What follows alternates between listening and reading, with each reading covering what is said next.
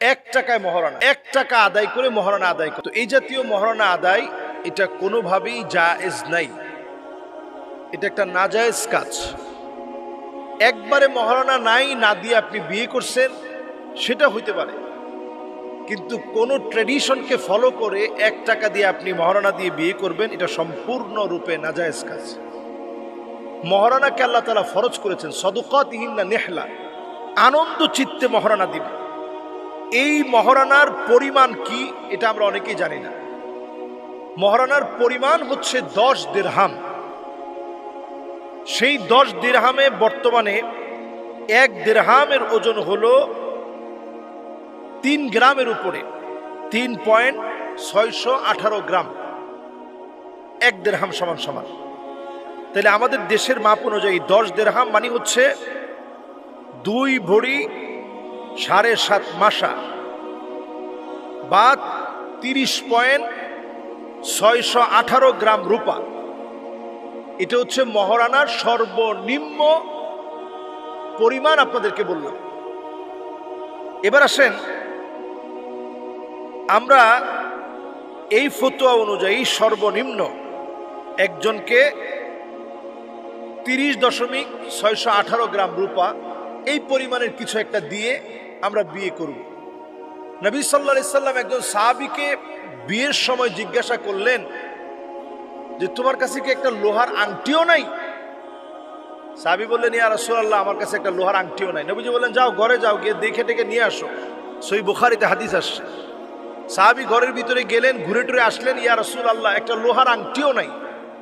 নবীজি সাল্লাল্লাহু আলাইহি সাল্লাম বললেন, আচ্ছা ঠিক আছে, যাও ঘুরে টুরে দেখো আরেকটা কিছু আছে কিনা।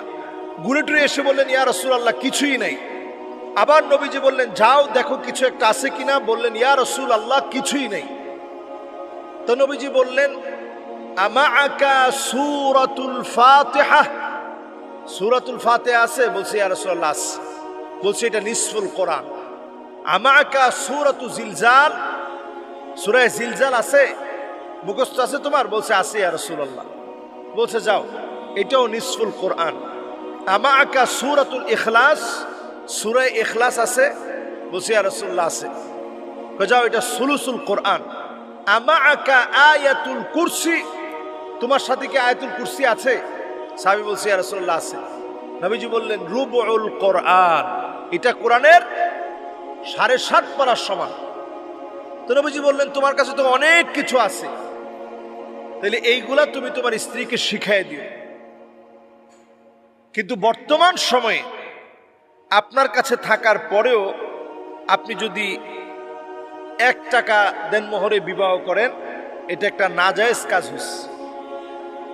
এই কাজটা সুন্দর কাজ নয়। আমরা অবশ্যই মহারণা নির্ধারণ করব এবং আমরা সেক্ষেত্রে সুন্নাহ মেনে, যদি একেবারেই অবস্থা খারাপ হয় তাইলে আমরা অন্তত 1 দিরহাম ওজনের কিছু একটা অন্তত আমাদের শখের যিনি রানী হবেন, আমাদের যে স্ত্রী হবে, তার জন্য অন্তত 3.618 গ্রামের কোনো একটা অর্নামেন্ট আমরা কিনে দেওয়ার চেষ্টা করব।